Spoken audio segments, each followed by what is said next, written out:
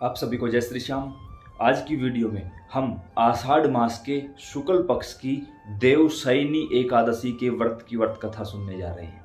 सभी प्रेमी जहाँ भी हैं 2 से 3 मिनट के लिए अपने घर के मंदिर में बैठ जाइए। जिस भी देवी देवता की पूजा करते हो उनके सामने बैठकर अपने राइट हैंड में थोड़ा सा जल लीजिए और संकल्प करिए, हे श्री नारायण भगवान, मेरा नाम यह है, पिता या पति का नाम यह है, गोत्र यह है, इस जगह के निवासी हैं।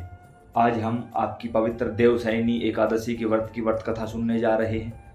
यहाँ हम कथा पूरी करते हैं, वहाँ आप हमारी मनोकामना पूरी कर दो। जो भी अर्जी है वो बता दो, जल नीचे की ओर छोड़ दो। अब हम पवित्र कथा की तरफ आगे की ओर बढ़ते हैं।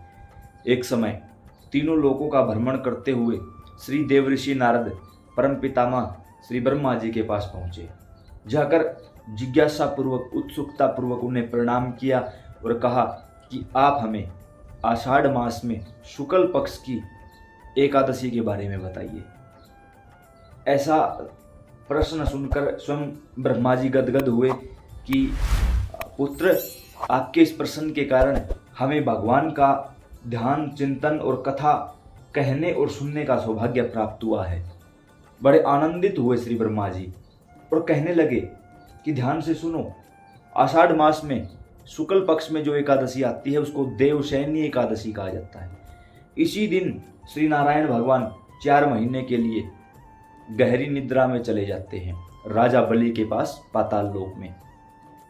इन 4 महीने में पृथ्वी का या अन्य लोकों का जो कार्यभार है वो साक्षात त्रिभुवनपति भगवान शिव संभालते हैं। ऐसे में प्राचीन समय में एक महान सूर्यवंशी राजा हुए मानदाता। बड़े ही धर्मपरायण राजा थे, प्रजा खुश थी, लेकिन उनके शासनकाल में एक बार अकाल की स्थिति उत्पन्न हो गई। भयानक अकाल पड़ गया। लोगों का भगवान पर से विश्वास उठने लगा। जो पूजा पद्धति थी वो भी प्रभावित हुई। हवन यज्ञ इत्यादि बंद हो गए। सभी संतों ने, ऋषि मुनियों ने और उस प्रजा ने मिलकर राजा के पास जाना उचित समझा।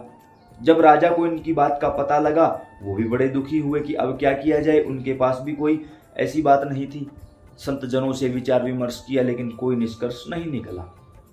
अंततः राजा चल पड़े वन की ओर कि किसी योग्य संत के, गुरु के श्री चरणों के माध्यम से कुछ ना कुछ उपाय जरूर मिलेगा। चलते चलते जहाँ पहुँचे परम तेजस्वी और इस पूरी सृष्टि को अपने तप से तपायमान करने वाले श्री अंगिरस ऋषि के पास दंडवत प्रणाम किया। आने का प्रयोजन बताया। श्री अंगिरा ऋषि बड़े प्रसन्न हुए कि एक राजा ऐसा है जो अपनी प्रजा के लिए कुछ भी करने को तैयार है। लेकिन संत होते हैं वो बड़ी दूर की सोचते हैं। उन्होंने देखा कि जो मैं राजा को देने जा रहा हूं, क्या राजा के पास योग्यता है, वो ले सकता है? कहीं ऐसा तो नहीं कि मैं इसको कोई वस्तु दे दूं और ये उसको व्यर्थ कर दे। इसलिए संत ने उनकी परीक्षा लेनी चाहिए। कहा कि राजन, मैं तुम्हें उपाय बता सकता हूं और उपाय करते ही तुम्हारे राज्य में वर्षा हो जाएगी। प्रभु बताइए कि तुम्हारे यहाँ पर कोई शूद्र है, वो वेद पाठों का अध्ययन कर रहा है, जाकर तत्काल उसको मार दो, उसी समय वर्षा हो जाएगी। राजा ने हाथ जोड़ लिए। कहा, भगवान, जो भगवान का भजन कर रहा है, वेदों का मनन पाठन चिंतन कर रहा है, वो शूद्र कैसे हो सकता है? वो तो भगवान को प्राप्त करने के योग्य है, वो शूद्र नहीं हो सकता। और चाहे कोई कैसा भी क्यों ना हो, मैं किसी भी जीव को दंडित नहीं कर सकता, मुझे इसका अधिकार नहीं है। और ऊपर से वो निरपराध है, उसने कोई अपराध तो कर ही नहीं रखा। फिर अब मैं किस प्रकार ये चेष्टा कर दूं? अंगिरा ऋषि प्रसन्न हुए और कहा, राजन, आपकी परीक्षा थी। हम देखना चाहते थे कि जो वस्तु आपको देने जा रहे हैं आप उसके लायक हो या नहीं हो।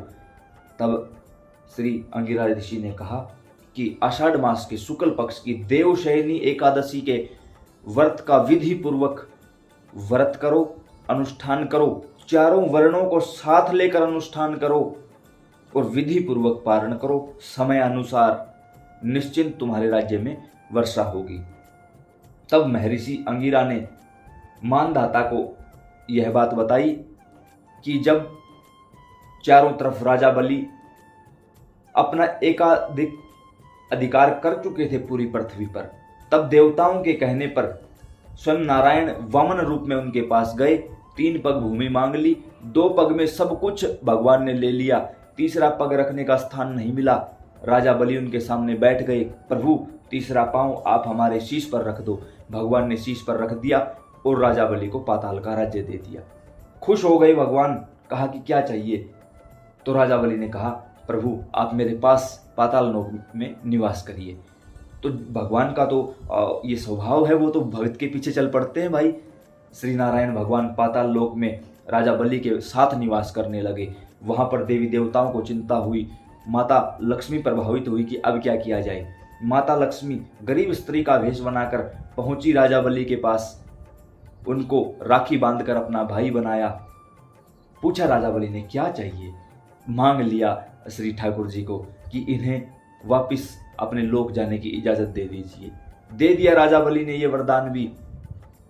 तब भगवान विष्णु अत्यंत प्रसन्न हुए और कहा कि देवशयनी एकादशी से लेकर हम देव उठनी एकादशी तक ये जो 4 महीने का समय है, आपके यहाँ आकर हम आराम किया करेंगे। तो इन 4 महीने में श्री भगवान पाताल लोक में राजा बलि के पास आराम करते हैं। इन 4 महीनों में सृष्टि का कार्यभार भगवान शिव संभालते हैं और देव उठनी एकादशी तक सभी मांगलिक कार्य एक बार रोक दिए जाते हैं। उसी प्रकार राजा ने जब श्री अंगिरा ऋषि से ये दिव्य कथा सुनी, प्रणाम किया, पहुंचे अपने नगर और चारों वर्णों के साथ विधि पूर्वक व्रत किया, समय अनुसार पारण किया, संतों का गुरुजनों का पूजन किया और ऐसी कृपा की नारायण ने कि इन 4 महीनों में हर रोज लगातार मूसलाधार वर्षा होती रही और जो अकाल पड़ा था उसको शांत कर दिया गया। तो इस प्रकार यह दिव्य चरित्र एवं दिव्य कथा जो कोई कहता है, सुनता है, श्री नारायण भगवान उस पर प्रसन्न होते हैं और उनको अपने श्री चरणों में हमेशा हमेशा के लिए विश्राम दे देते हैं। फिर संसार का आवागमन बंद हो जाता है। अतः आप सभी से भी प्रार्थना है, जिन लोगों ने इस दिव्य कथा को सुना, फेसबुक व्हाट्सएप के माध्यम से अन्य प्रेमियों को सुनाइए। क्यों?